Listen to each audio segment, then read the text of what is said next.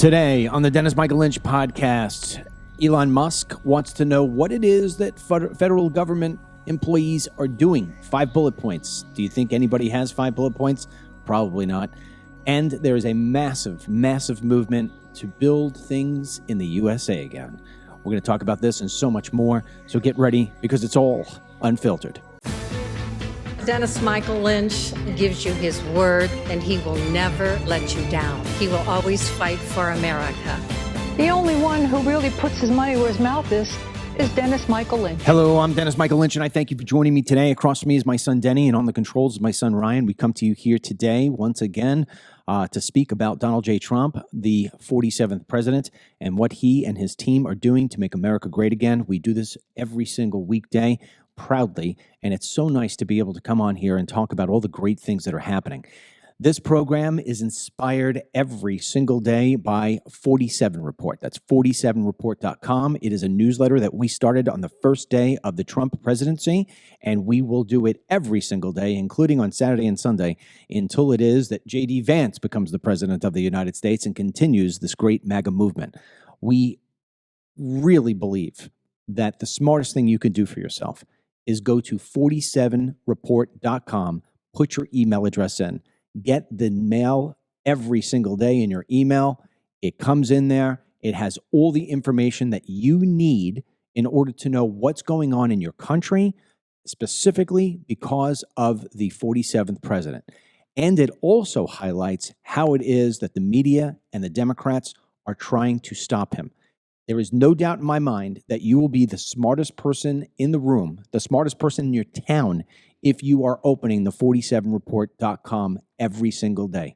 It is the simplest thing in the world. It is completely for free. You go there right now, go to 47report.com, put your email address in. You're going to get a confirmation email, and then tomorrow morning it's going to be in your inbox before 7 a.m. This morning it was actually sent out at 4:50 a.m. It is sitting there with all the information that you need to know. Nobody else covers this presidency like we do. Nobody else. We get every single day people telling us, I'm not seeing this anywhere else. Of course you're not, because not all of it's sexy, but all of it is extremely, extremely important. And then the bonus plan to that is starting today, we're going to be launching the DML report, which goes out between 3 o'clock and 5 o'clock Eastern every single day, giving you all the essentials you need to know that are not necessarily tied to the White House, but still impacting your town, your state, your country, and of course your world. So go to 47report.com and sign up.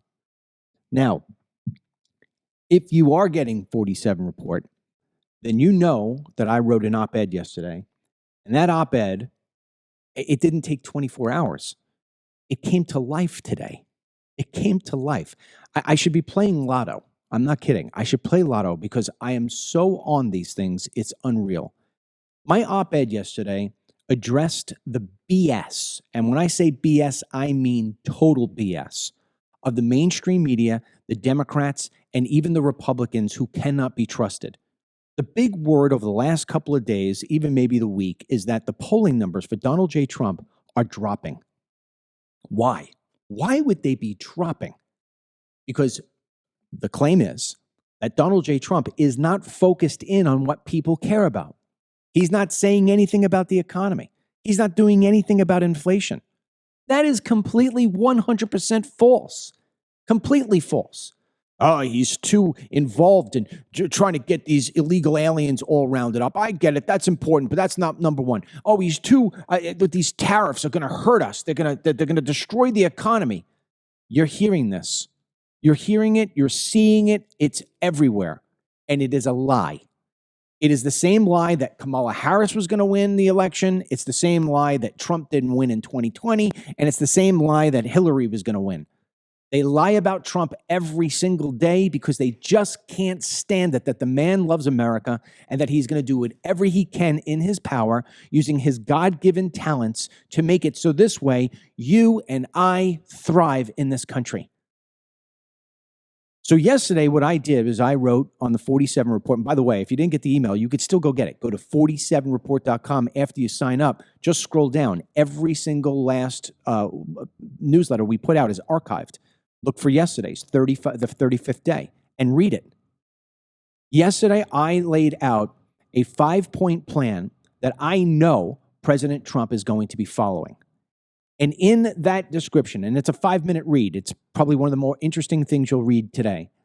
In that description, what it happens in 10 months from now is that the road to the most prosperous America you can ever dream of, the road to an economy that will change forever, it's spelled right out.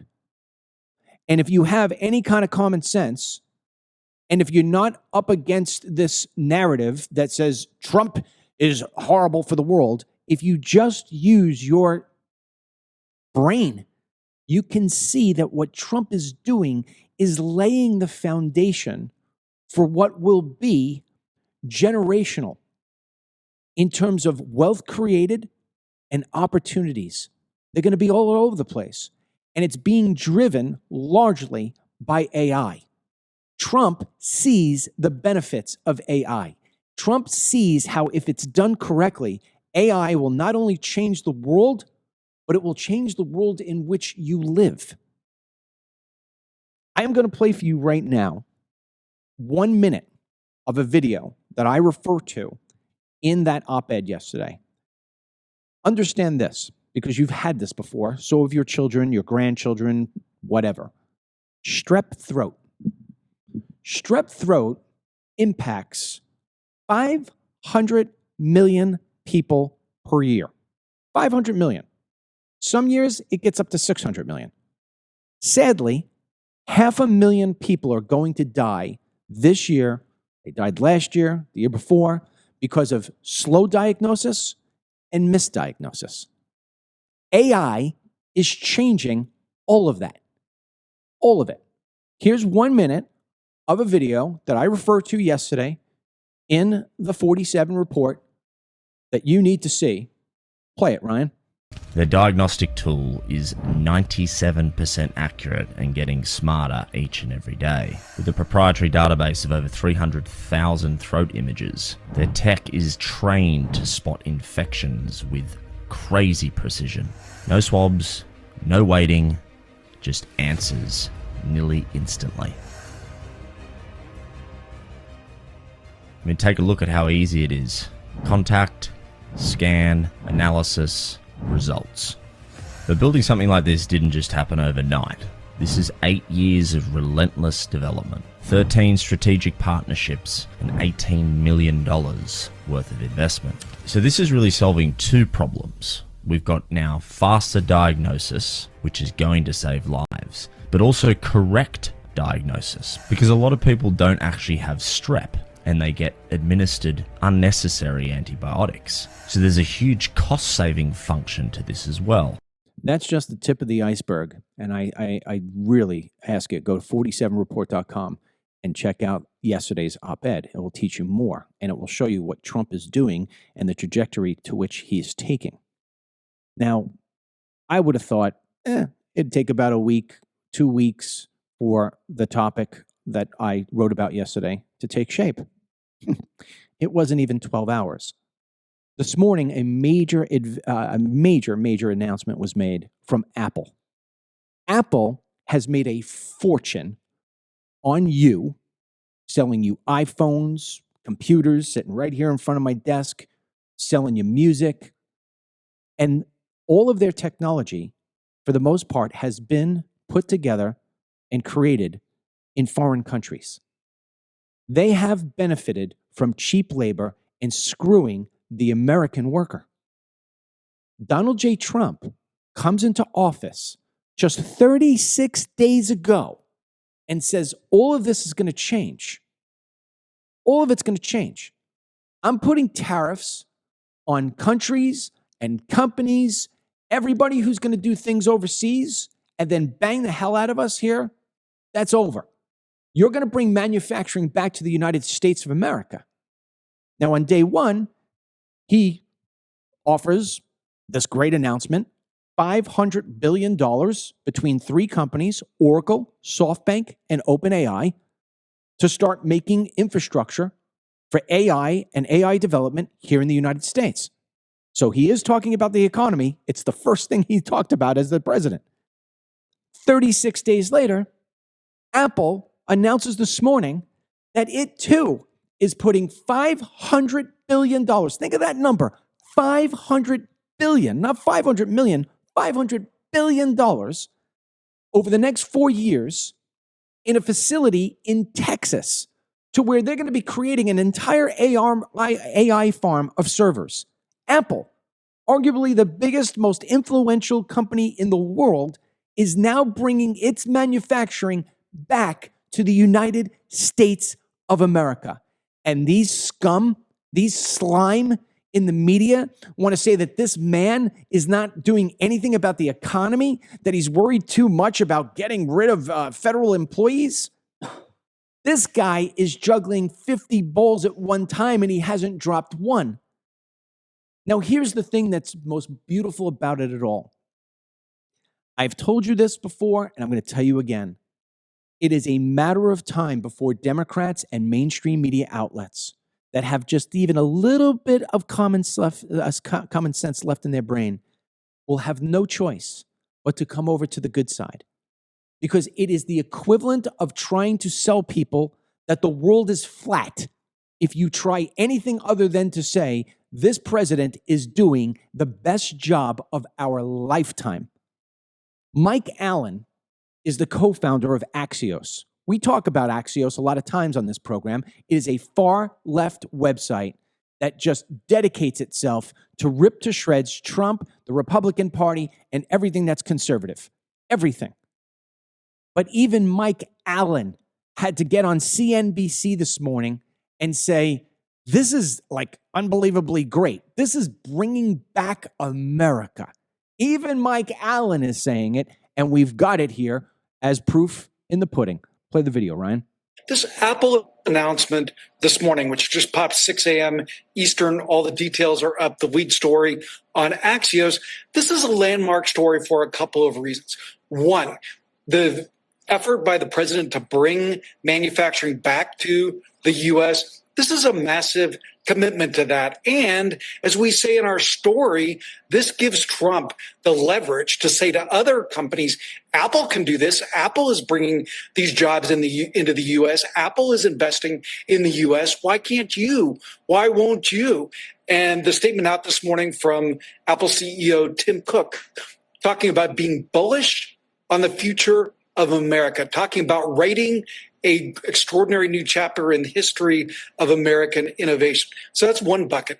Two, there's an incredible footprint for this. This is all across the United States, and it's part of the big story that Axios has been telling, that it's no longer just the coast. Look at where some of these big investments are, the swing states of Arizona, Michigan, Pennsylvania, North Carolina, Nevada, red states, the massive investment that you were talking about in Texas, a big innovation lab in Michigan. So a footprint all across the country. And third, if you look at how the U.S. is going to have a sustained recovery, it's going to be about building things, making things, doing that more in the U.S. This is a big step toward that.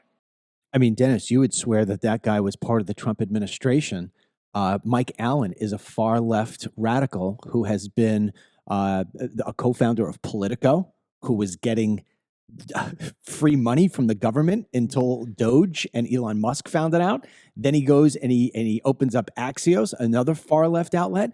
That guy right there sounded as if I was on MSNBC. Right. Well, it's a good pivot point to show that we're definitely leaving the Obama era. Let's get everyone on the playing field of the globalist economy to no, let's go back to what Americans have always been fantastic at. We love to build, whether it's the physical, whether it's just opening a business. I know we're going to get to Kelly Loeffler in a little bit about what she's going to do to help small businesses, which really does kind of come down to we got to get people back in office. We got to get people like wanting to work and wanting to, get America back to the number one spot. Not that we're not there, but we can be better. We can be at our best under Trump. So seeing Apple and a lot of other big companies making that approach of, okay, why do the sweatshop in China or in Malaysia or here or there? Why don't we just start building here? We have the infrastructure. We have the will from the people who want to, do better and make the country better. Let's let's invest in us. Let's stop investing in, overseas and people that,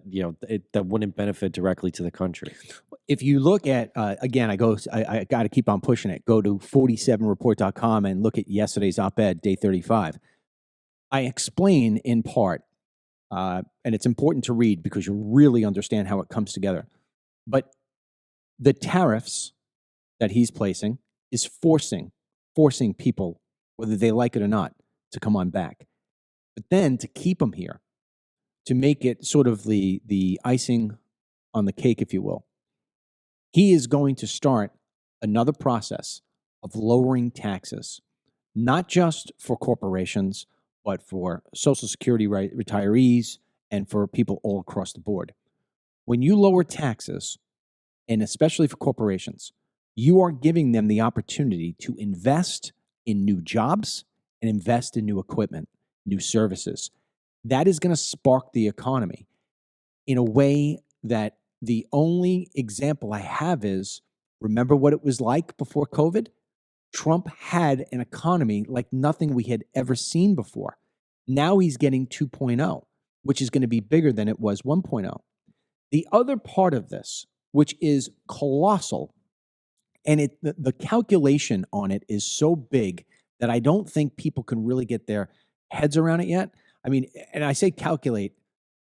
Take a calculator in your and you start hitting by the billions, and like the calculator says, "Hey, I can't do this anymore." That's where the human brain is going on this, because Trump is, creating the biggest, most colossal plan of all time.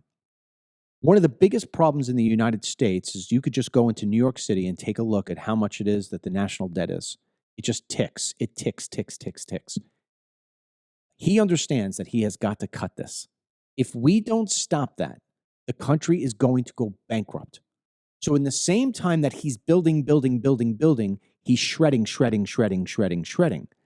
And Trump, using Elon Musk, who, as far as I'm concerned, is the greatest entrepreneur ever, not a close second. Steve Jobs was pretty good, but nowhere near Elon Musk. He is now telling Elon Musk, I want you to take a chainsaw to Washington, D.C., and get rid of all of the waste. And over the weekend, Elon Musk sent out a notice to all federal employees that they had until tonight to respond, giving 5 bullet points in an email what it is that you accomplished last week. And all that's happened since then is the left has gone bat crazy over having to do such a thing. So he had made that announcement too through X, and it's funny, whenever he wants his point proven, he always posts a poll. And the poll was, should all federal employees be required to send a short email with some basic bullet points about what they accomplished last week? 70% voted in favor of yes. It's a weekly report. What was the value you contributed? I've noticed that some of the agencies, like we listed here in the 47 report, Pentagon, FBI, State Department, I think the EPA as well, instructed some of their employees apprehensively about answering, because some of their reasons is like, if you're working at the EPA, you're on long-term projects. It may not be something you can condense in a weekly report. ONI, their excuse was, hey, we're dealing with intelligence. You got to be kind of a little apprehensive of what you're sharing through email reports. So you kind of see like the blockades throwing up, but I think it's the basic premise that Elon Musk, through the directives of Trump, is trying to say, we are over this, meaning you can't just go skate by and collect the check and do nothing in return. We have an expectation here. So even if they don't give the answer over of the 5 bullet points, it's almost a way of putting on notice, like, show that you have some value here to earn the spot that you have in the federal government. And I think that's key to having a federal government work efficiently. Dennis, that's a brilliant assessment on your part, because it is.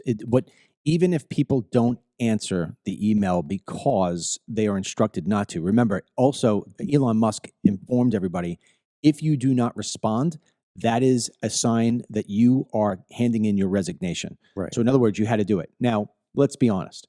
If you are an FBI agent and you're working on some undercover, very important things, you're not going to go and send an email back and say, here's what we're working on. I don't think that was the point. And that's the silliness of this whole thing, in the sense that the silliness of complaining about it. I think Elon Musk is trying to weed out the people who would write this kind of email back. And I put this on X. Number one, opened up my email, read Elon's email.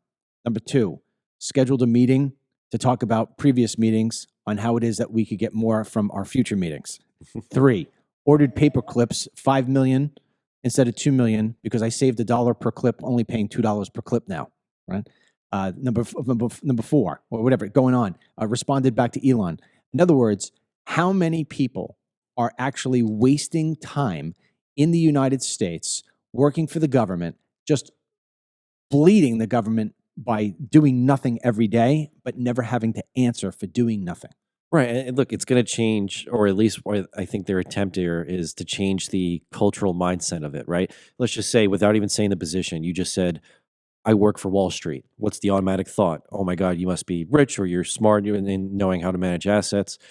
Right now, based on what Biden has kind of perpetuated for sure, and even prior to that, if you were to just say blanket statement, I work for the federal government, usually you're like, oh man, either incompetent or corrupt or all of the above. I think they're trying to change it to, I work for the federal government. Oh, it's one of the best of the best. It's someone who, like, is making the efficiency of what our country is able to do. They're trying to get back to that kind of sentiment, because at the moment it's like, okay, what use are you? Yeah. Well, the other thing too, Elon Musk says in an email, he says, the reason why this is so important is we believe that there are people who aren't even showing up for work, aren't answering into anybody, but still collecting a government check. Yeah. This is one way to weed them out.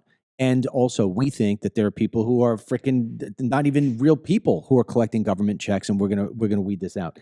There's a Republican out of Texas. I can't remember his name. I think Representative Gill Yes. is his name. He, I thought, did a great job explaining why this is so important to have people responding to this email. Here's the video of that. It lasts about a minute.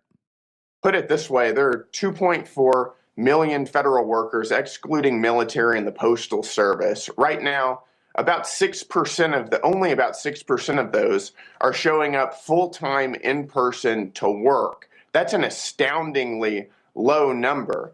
Our country is broke right now. We're $36 trillion in debt. We're running $2 trillion deficits every single year. Nobody is entitled to a federal job, but I can tell you that my children are entitled and do have a birthright to inherit a country that isn't bankrupt. And that's what President Trump and Elon Musk are doing. Mm-hmm. It takes some disruption to make fundamental change to the way our federal government works, because so much of this bureaucracy is so deeply entrenched. And that's why it's incredible to have somebody who will act with this level of aggression at getting our federal deficit under control and right-sizing the federal government. Yeah, I mean, he nails it there, Dennis. And, the other thing, too, is important. We're going to play another video here of another Congressman Norman. It's not like these people are making $35,000 a year. These people are getting full benefits, and they're making a very, very, very healthy salary. Doing what? I don't think most people know. Brian, let's get up the video here of Representative Norman and what he said on Fox News. Price tag that the taxpayers pay is right at $271 billion a year. Is it too much to ask for them to verify why they're making an average salary of $106,000 a year? Do you think in the private sector that single mom who is working 2 jobs at a restaurant can't justify where she was, or the hygienist at the dentist's office can't verify how many patients they saw? The absurdity and I guess the arrogance of the workers who says that's a heavy lift is what's wrong with that's what the Americans are sick and tired of. It's not their money. We're the ones who are paying the bills. We have a right to know. And just to mention too there, it's not going to be a perfect streamlined process. Like, for example, when you're dealing with hundreds of different federal agencies with thousands of different employees, there's been a few instances in the last few days where some federal workers under departments would get fired and then were reinstated when they realized, okay, they actually do have an essential role to the government. So this is more so just weeding out and trying to figure out who is going to be essential to what department and actually propel forward what that department is trying to accomplish. But I think a big thing that will help that is having everyone back in the office. Kind of like what we mentioned earlier, Kelly Loeffler, she just released a video. She's the head of the SBA, Small Business Administration, and she kind of details why, on day 2 of her job, one of her big initiatives is to get everybody that can back into the office. So we have that clip. Hi, everyone. Kelly Loeffler. It's my second day here at the SBA. I could not be more excited to be here, so I thought I'd take a walk. And what I found is that exactly what's been said is true. About 90% of our employees are working from home. Well, that ends Monday with President Trump's order to return to work. It's a tremendous waste of taxpayer dollars to be paying for people and offices that are not showing up for work. So what we're going to do Monday morning, be back in the office, just like our small businesses that we serve every single day, that work for us 7 days a week. We're going to be here working for them. Dennis, when you look at what Trump has done in terms of this administration versus his first one, he is picking people who have specific skills and have a notable passion for the United States and its success. And one thing that I noticed this time versus last time is that everybody who is hired under Trump seems to have an appreciation for the other guy or gal who was hired with Trump. In the first time, we had, General Kelly, and then you had Reese Priebus and all these different people. And it's just like, I don't know, it just felt like he was mixing food that doesn't go together. Now, it just seems to be cohesive. And one of the big announcements last night was that Dan Bongino, for those people who don't know who Dan Bongino is, he is a popular podcaster. He used to be a Secret Service agent. He used to be a New York City police officer, and he was a Fox News host and a contributor for a very long time. He also tried to run for office 3 times, failed each time. But the point being, the reason why I lift out those jobs is because he has a history of showing his love for the United States and a desire to serve. Well, it turns out to be last night they make an announcement that Dan Bongino is now going to wind up being the deputy director of the FBI, working right underneath Kash Patel. It's sort of like Patel's the president and Bongino is the vice president, if you wanted to sort of look at it on an org chart. And this is incredible because, and the left is going crazy over this stuff. If you are Adam Schiff, if you are Nancy Pelosi, if you are any of these people who have been giving Trump, his family, and conservatives a hard time, unfairly so, you are going to be in the crosshairs. And I gotta give Bongino some credit here because Dan makes an incredible amount of money. He's also a co-owner. He's one of the biggest shareholders of Rumble. He has the biggest show on Rumble. And his removal is going to hurt Rumble, and it's going to hurt the stock price, and it's going to wind up hurting the bottom line. He had to consider this. And ultimately, he said, what's bigger, my pocketbook or my country? And I really give him a lot of credit for saying, I'm going to go in and do this. And I think what it is, it's representative of the team that Trump is putting together this time. People who are selfless, people who aren't doing it for the sake of, I want to be famous. Dan Bongino's already famous. He's already rich. He's going in because he wants to fix the problems of the United States of America. And I'm telling you, if you were to try to create the most perfect script, you wouldn't be able to guess this. Trump is just nailing it on every single part.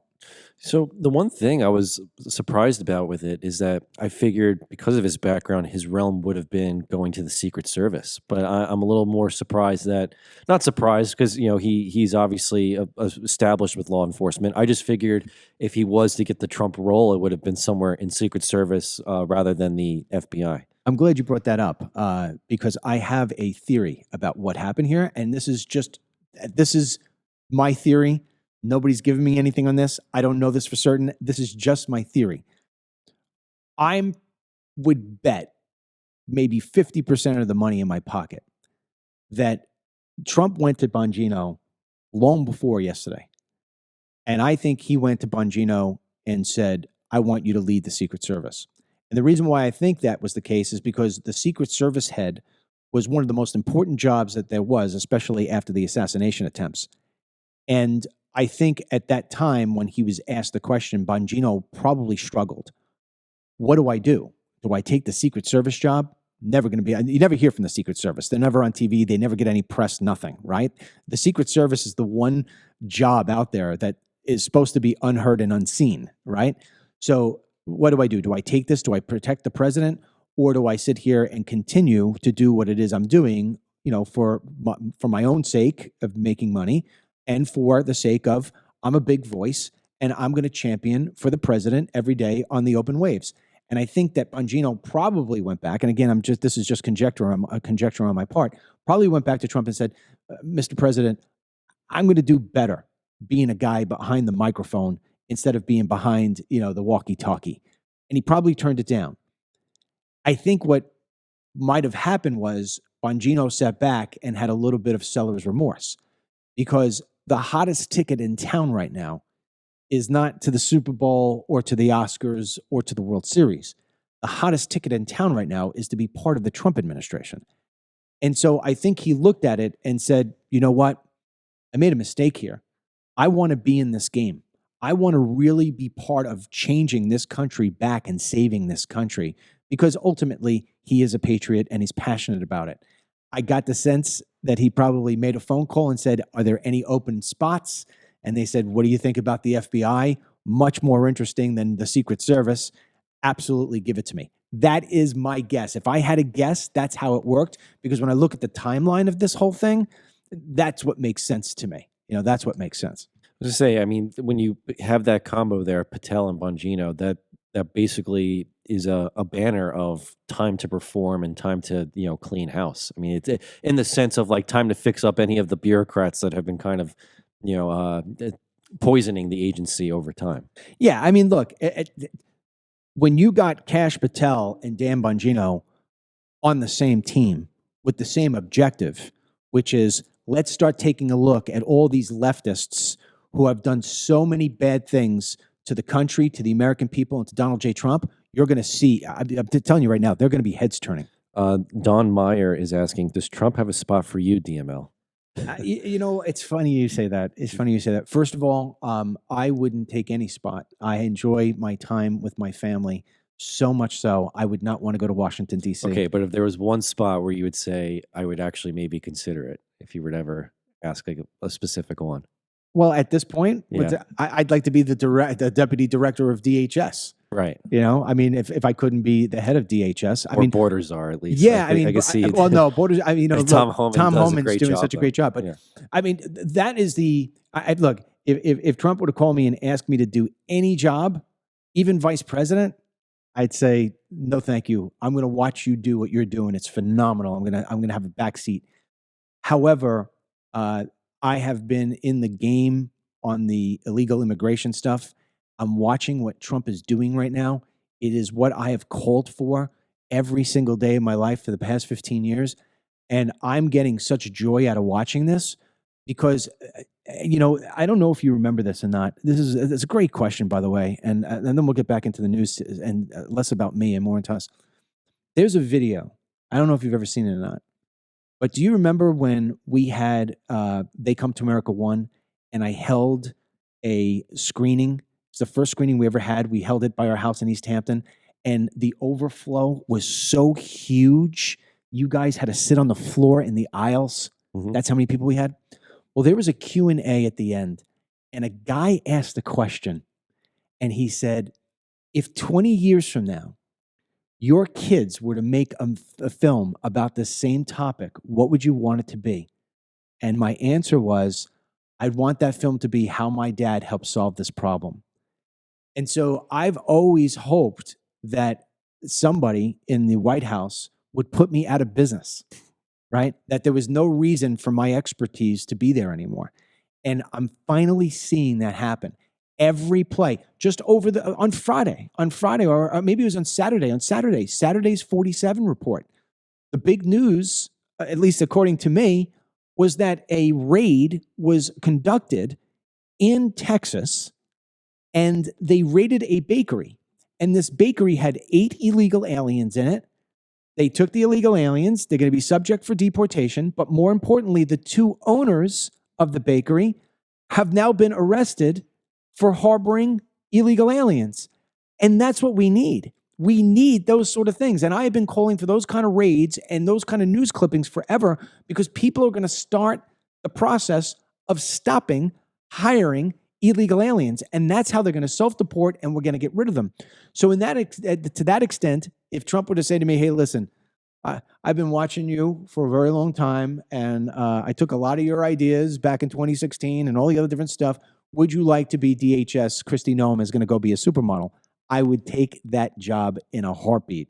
Other than that, I wouldn't be interested in anything else. But I think that's why, when you go back to Bongino and get off me, I think Bongino probably sat at nighttime with his wife and said, I'm so passionate about this stuff. It's one thing to talk about it. It's another thing to do it.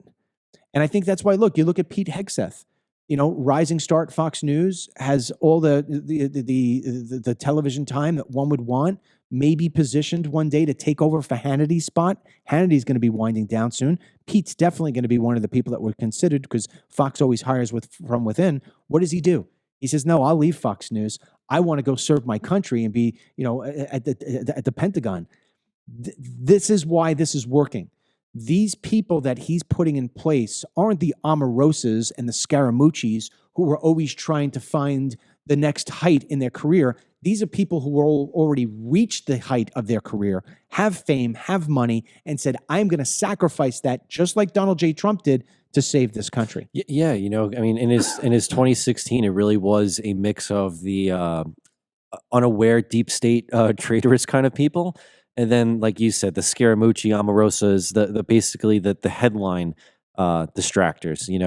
Thankfully in this cabinet he doesn't really have those. They're all superstars or A+s or branches across the aisle. Like I'm sure a lot of people could not imagine a few years ago that Trump and RFK Jr. would be leading an administration together. So it goes to show, Trump is someone that can extend across the aisle and give you the hand if you take it. If you don't take it, then get ready for a fight. We didn't get to cover it because of when it happened, but his little exchange with the governor of Mayor at the governor's luncheon at the end of last week, where he's like, oh, you're not going to enforce my federal policies about, transgender athletes and women's sports. Okay, we'll see you in court.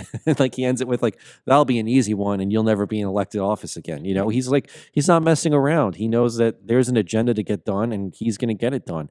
And I think that's why he's gravitated so much to Elon Musk. Musk is not an elected official. He has never been in office. He's basically like Trump in that regard, just a big businessman that wants to see America work effectively. I was just reading one of the comments here on Facebook. Somebody was saying that Bongino had said on his show that he had never been asked if he wanted the Secret Service job. I'm not going to say that Dan is being dishonest or whatever. Again, I don't know what is and what is not. But if he did say that, I would guess he would say it anyway, just being respectable and respecting the privacy of Trump asking a question. And because if he says no, the next person who gets picked is, if you want to call it second choice. Nobody wants to be the second choice. So if indeed I'm right, it's Dan just trying to be honorable. If I'm wrong, like I said, it was a guess. Right. And maybe he sees it as that, with the FBI deputy director, he could get a lot more done. It could, either way, I think it's great that he's in the position, and it just shows, to your point, he could have just said, no, I'll, do the podcast thing and go forward. But, he was given the opportunity, and it sounds like he's going to, try and make the best with it. Now, speaking of people in the media, another big thing that happened over the weekend, which is just joy to the world and all pun intended, is Joy Reid has lost her show on MSNBC. And I guess it just goes to prove that calling your opponents Nazis isn't really good television. I was gonna say, the next one who needs to get the chopping block is Margaret Brennan. But yes, I'm seeing that when we saw that this weekend, I think Ryan made the joke. He's like, the only drawback with that is that we're not going to have any good, crazy clips of her anymore. Yeah, it's going to start getting boring, right? Yeah. So one of the, you know what, Ryan, let's get up the clip of Joy Reid. So we have a clip here just because we want to, I don't know. A farewell. Yeah, we want to give her a farewell. There's a guy from One American News Network, or I don't know, one of these other different news networks, and he goes up to Joy Reid and asks her about Trump Derangement Syndrome. It's excellent. I just figured let's play this today to get a chuckle. Play it, Ryan. Joey, just wondering, do you think people with Trump derangement syndrome know they have it? You're an idiot. And second question, did you steal Trump's haircut or did he steal yours? Cultural appropriation haircut right there. For someone who hates Trump so much, why does she have that haircut? I don't know, man. It's like, I don't know why maybe she you has that secretly haircut. love what you hate. But you know what? Listen, I can't believe it took this long to get her off. Yes. You know? I figured she would have been a day one cut after Trump got elected. Maybe it was something with contracting. Who knows? But here's the thing. You would think MSNBC would learn its lesson. These leftists never learn their lessons. So what they've done is they've already created a replacement show. They've taken a weekend show they had with the three people. There's 2 African Americans and I think a Latino. And one, it's amazing how they try to position this. The one African American guy is a guy named Michael Steele. And he used to be connected. I think he was the chairman of the RNC. This is not a Republican. This is a Democrat in a fake Republican suit. This is what you call less than a rhino. To give you an example of what it is that they're replacing Joy Reid with, here's a clip just from the weekend of Michael Steele on the show that we'll be replacing. Play Michael Steele. They're in your bedrooms. They're in your living rooms. They're in your businesses. They got your data, dumbass. They got all your stuff. Elon Musk has his tentacles in everything you're doing, not just off of X, but now he's in the Treasury Department. He's in the Labor Department. He's in the Department of Homeland Security. And nobody seems to give a damn. So that's all I want, somebody to show that they care enough to get off their fat ass and say something about it. But let's be honest, they're going to have to be Republicans who then ultimately. Oh, the hell with Republicans. They're not going to do anything. They're the problem. But from a numbers perspective. Well, I guess the news is we'll have crazy clips from these guys, but I don't, it's like MSNBC, like, and all of them, right? They see Joy Reid and the like, and they say this doesn't work. And then they go to something that is clearly not going to work, and they say, maybe this will work. It's just a round robin of them never understanding. No, and look, it's slowly but surely, and remember, we're only 36 days into this, slowly but surely, the mainstream media is fizzing out. And I go back to that interview we played with Mike Allen. How do you get on television and not say what Apple is doing is great? It's impossible not to say it's great. And in saying the truth about Apple, what Mike Allen did, whether he recognized it or not, is he supported Trump and the White House and the agenda to make America great again. And oh, by the way, you know where I got that video from? The White House reposted it. Oh, yeah. So that's the whole thing. Right now, he never says Trump. Mike Allen never says Trump in that video clip that we played before. But who do you give credit to? You got to give credit to Trump. And slowly but surely, all of these outlets are going to have to change significantly, or else they are going to fall to the bottom of the ocean. Yeah. And it's so much fun to watch. Because even if Trump's not named, to your point, how do you not recognize it? I mean, you can't make the argument that Biden was having the same kind of conversations with Tim Cook behind closed doors that Trump might be having with him and those in the industry. It's a clear night and day comparison of, hey, you want to build here, let's get things going, compared to Biden not even running the meeting. So absolutely, you know, it's the way to say it. It's the Trump effect. It's the Trump impact. And here's another thing too. He is driving Democrat lawmakers crazy. I mean, we talked about James Carville last week. I call him E.T. He looks just like E.T. He said that on Hannity that the White House under Trump is going to wind up collapsing. Just give it 30 days. He doubled down on that again, saying that in the next 30 to 45 days, the whole White House is going to collapse. The approval rating for Trump is going to go down. People are going to give up on this administration. I mean, I don't know what these people are smoking, but they've got to stop doing it. It's poison their brains. And in doing what he is, Trump, rebuilding America, he is doing what he promised. He said, my retaliation, my going back against these people who have screwed me is going to be via success. And one of the people who is literally melting down in front of us is Ilhan Omar. And she just had an interview where she literally called the American people idiots. When I saw this clip, I think I said it to Ryan, I'm like, I can't wait to see your reaction to it, because I mean, she blatantly said idiots. I think she says stupid in this clip too. I mean, they'll hear it, but no, just absolute disdain for Americans. Absolutely. And you know, before we play the clip, I want to remind people who have been with me for a long time. I had said early on, when the squad wasn't even the squad, I said, there's two people we need to watch. AOC, who wasn't AOC back then. She was just, Cortez. AOC and Ilhan Omar. I said, AOC is going to be like a pop idol. She's going to be like the Taylor Swift of Congress for radicals. Her flame eventually will burn out. She'll go to TV and just look to be a star. I was a little bit wrong on that, because now I think her star is she wants to be the president of the United States. She'll never get there.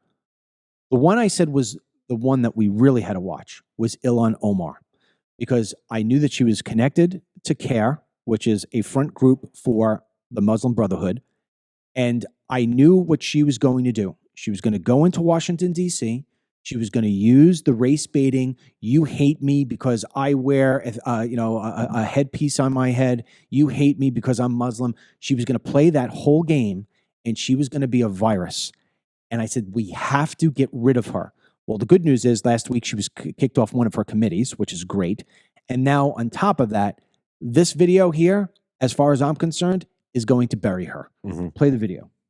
These people are just idiots. I really, I'm at the point where it's become really hard to have an intellectual debate with any of these people, because the level of stupidity that they are displaying every single day is frankly embarrassing, not just in Congress, but as Americans. And the fact that these people are allowed to say just the most ridiculous things tells you that the dumbing of the United States has arrived, because how else do we get a Trump presidency again? I mean, you said it right, with the connections to CARE, the whole thing with her marrying her brother so he can get over here. She blatantly talks in Somali to her constituents on how to avoid ICE, but then also preaching about how even her service is in the favorment of the interests of Somalia. I've never once saw her, heard her, or anything and said to myself, oh yeah, she's really fighting for Americans and America. Never. It's always been self-interest and benefits of Somalians. And for her to say that, telling us that we're the ones who are stupid. Yeah. She's been a hater since day one. She's doing the work of the Muslim Brotherhood. She's a dangerous human being, but her flame is definitely fading out, and which is a great thing. Another thing that's really, really great is that there is a widespread crackdown on illegal immigration in this country. And I truly believe that the more that we do raids, and that the more that we showcase the fact that we're not going to be taking this crap anymore, people aren't going to come. And that's one way of solving the problem. But the other problem is we have to do something with the people who are here. And we are cracking down in the state of Florida. We have a great video here, press conference from a sheriff who explains, we just found an illegal alien who had done wrong. I'm not going to say what he did because it will trigger off the AIs on these platforms we're on. But he did very wrong to a 9-year-old. And we're not going to take this stuff anymore. Play the video, Ryan. I'm not afraid to say it was a manhunt. There's no political correctness. That's what we did. We hunted his ass down. And that's what we will do for suspects such as this. The suspect admitted to law enforcement that he committed the acts, and he actually committed a previous act on this 9-year-old girl. The other one, too, is he admitted to Homeland Security that he was here in this country illegally. He knew he was here illegally. He knew he committed to sexual batteries before. These are the people that we're going after. Those are those people that we're able to remove from our community. The suspect's being charged with state crimes of capital sexual battery 2 times, for the 2 times last night and the previous incident. He's also being charged under the new Florida statute, 811-103, the illegal re-entry of an adult unauthorized alien, which is a 3rd-degree felony. I'm going to repeat that again. It's a new Florida state statute, 811-103, which is a 3rd-degree felony, illegal re-entry of an adult unauthorized alien. We are enforcing that law along with the sexual bats. This person is not going to be on our streets anymore. That's what's going to happen, Dennis. That's what has to happen. So the great thing about Florida is that Ron DeSantis, didn't sit here and just sign an executive order. He made it so this way the Congress would get behind him. And I think that's one of the things we have to really start pushing next is that these executive orders are great. And as we pointed out today on the 47 report, Trump has so far put 70 executive orders into play. But over the weekend, a Republican out of Ohio, Troy Balderson, went on sort of like this big rant and said, hey, lawmakers, we need to start putting these things into law, or else the executive orders are only going to last for a certain period of time and they're going to fizzle out.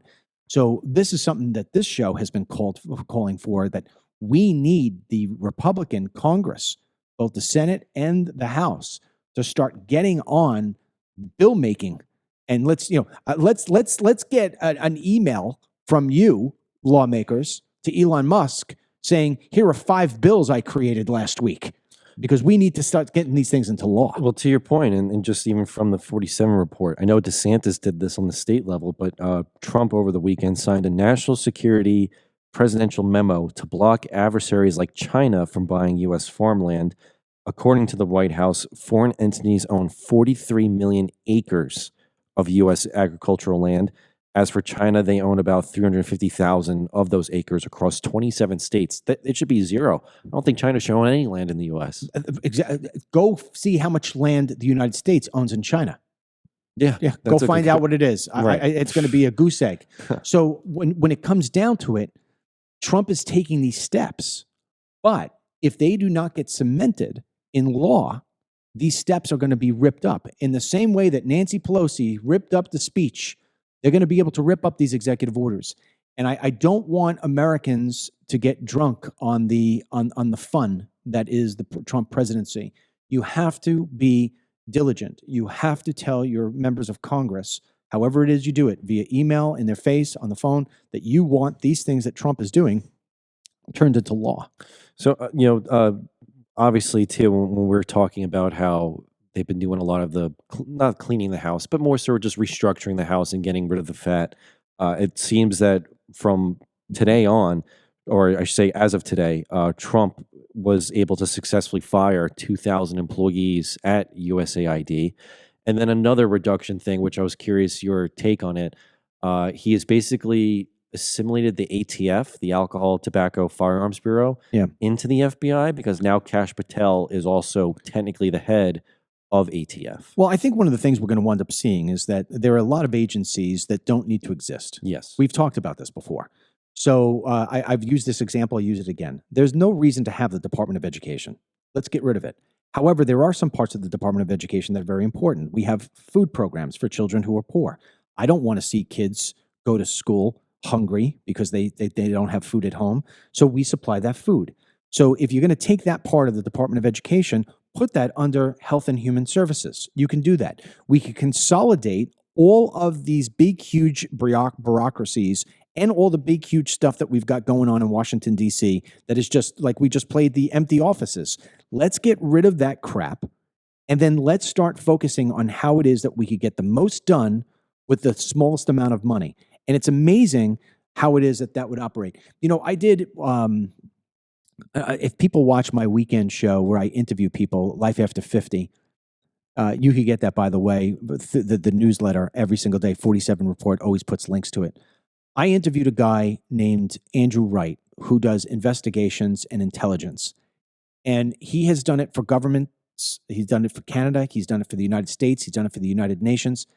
And he also did it for one of the major diamond companies. And I said to him, well, so you've done investigations and you've done intelligence for both governments and for private entities. Who is the best? And he said, the private entities. He says they do more with less because they care about the money. They don't want to be giving away their profits. The governments, they just throw money at things. Mm-hmm. He says, and nothing ever goes anywhere. It just spins and spins and spins. And this is part of what it is that Doge and Elon Musk and Trump are wiping out. I'll give you another example of something we had on the 47 report today. You won't find this anywhere else going out there. Nobody's reporting on it. The Trump administration has officially cut the funding of a $769 million contract for the Acacia Center for Justice. What is that, you ask? It's a legal group that pushes for penalties against attorneys and judges who misgender illegal aliens. Think about that for one moment. Almost $750 million, the U.S. government, your taxes, have been given over to a freaking group that's going after lawyers and judges for misgendering illegals? You got to be kidding me. We're just flushing money down the toilet. No more. Trump's stopping it. Elon's stopping it. And it's a great day in America when that happens. You know, another win for him, at least I guess this is a more level-headed federal judge. This federal judge rejected the U.S. Conference of Catholic Bishops lawsuit to block the Trump administration from cutting refugee resettlement funds. So, I mean, I'm Catholic, but at the same time, I don't support them just having endless funds to what? Resettle a migrant from A to B for them to probably go back to A. It's, you know, I'm glad at least some of these judges are maybe seeing the light or realizing, as Trump has been putting it, that they will fight back. They're not just going to lay over when they get these radical judgments. It is so important that the American people share everything that they see. And because these judges will feel the pressure of people saying, you are a scumbag. You are destroying my country. Who do you think you are? Remember, these judges have to go out and go shopping and go to dinner and go places. And so when people know that they're pushing against the Trump agenda to make America great again, they're going to pay by means of being just hated and looked at as if they're scum when they're out in public. And I think it's a great thing. Here's another thing. Get a load of this. I love this. But we need more of this sort of reporting. This is what we get from 47 report. Doge reported that the United States sent $4.4 billion to Haiti after the 2010 earthquake, yet less than 2% actually reached Haitians, while 56% lined the pockets of DC firms. The Red Cross, for example, claimed to shelter 130,000 people, but built only 6 homes. How do you get 130,000 people in 6 homes? There's been no transparency. There's been no accountability. USAID and these NGOs refused to answer where the money went, while Haitians were left with nothing. That is what Trump and Elon Musk have put to an end. And any judge who wanted to get in the way of that deserves to be deported to Haiti. See, I was going to read that one. I mean, talk about what a scam it was back then, right? Remember it was so long ago, but those commercials about donating to Haiti, support Haiti from the earthquake, and the fact that none of that money actually even went to them. But why do we do this other than, I guess, to make DC elites rich? Oh, absolutely. Listen, the people are making so much money off this stuff, that comes to an end. And you want to know something? Here's another little tiny thing. Let me give you this. This is in the 47 report. The Philadelphia Eagles. Oh, yeah. They are the most hated football team in the world. Nobody likes the Philadelphia Eagles. And you want to know why nobody likes them? Because they're scum. Even though they won the Super Bowl, these scumbags tell President Trump, we don't want your invitation to the White House. Second time they did it, because the last time the Eagles won the Super Bowl, Trump was in office. They said, we're not coming. And they did it again this time. So you want to know something? You do that to me once, shame on you. You do it to me twice, shame on me. Donald J. Trump should go out and just blast the Philadelphia Eagles, because you know what? All they are a bunch of criminals in plastic suits. Something tells me they would have been at the White House if it was Kamala Harris You in the Oval bet Office. your ass they would have. Speaking of, we had this in the report too, 47 report. She won the Chairman's Award at the 56 NAACP Image Awards. And she used her speech to say that there are flames on the horizon. And of course, her classic, Trump is a threat to democracy. I'm not sure what the qualifications were for this award. I don't know what she would have done to earn this award. Something tells me it was probably given because she's just Kamala Harris. Yeah, if you can put 2 words together, you get the award. Yeah. And she was barely able to do that. We'll end on this one report right here, because this one pisses me off to no end. In the next few days, we're going to be hearing a lot about the budget, a huge amount about the budget. We have got to strip Ukraine of any money. There is no reason to have any money sent to Ukraine. Zelensky just got up there and said that the money that we've received so far from the United States, that's not a loan, that's a grant. Joe Biden said that's a grant. We don't have to pay any of it back. 100 million, 100 billion, 500 billion, no matter what it is that we're sending these people, this guy thinks that it's his own private money. No more funding Ukraine. End it today, and he owes us the money. And if he doesn't give us the money, we should take over that country and sell all of it to Russia. I was going to say, what would your message be to people who probably have a Rhino Republican voting in favor for this? Because I think the part of the budget plan issue has been these Rhino Republicans like Lindsey Graham insisting that there needs to be more money for Ukraine. Dude, there should be no issue here. We have people in the United States of America who are sleeping in tents. I invite you to North Carolina. Go take a look at that mess that still is there. We gave $700 to people in Maui after they lost everything in the fires. We've got veterans in California. In California, they're taking away $75 million from giving money to helping veterans to put into BS different programs. We have everything upside down and backwards here for the longest time. Trump is trying to switch it around. It's very simple. If you're a member of Congress and you want to give money to Ukraine, very simple. Go take a look at your bank account, see how much money you got, and volunteer your own personal money. Take a loan against your house, sell your car, sell your clothes, sell your kid if you want. I don't care what you do. Get all your own personal money and write the thing to Zelensky. Remember, it's got 2 Y's at the end, not 1. But don't take my money and send my money to the Ukraine. I want my money here helping my family, my citizens, my towns, my states, my country. It's not a big thing to understand. It's not hard to do. You don't need to have a PhD. You don't need to have an MD. You don't have to have anything other than common sense. Zelensky's done. No more money. That's it. And if you want to give him more money, like I said, give her your own and then go get yourself a job.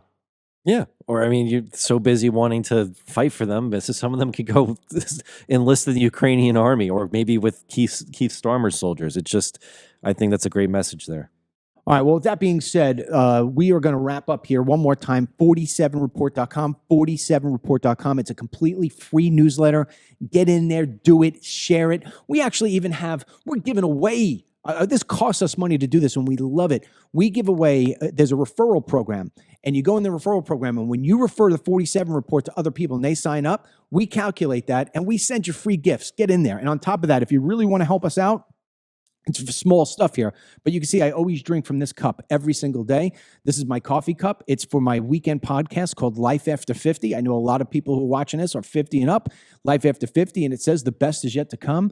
If you go to dmlcbd.com/mug, M-U-G, use the code LIFE.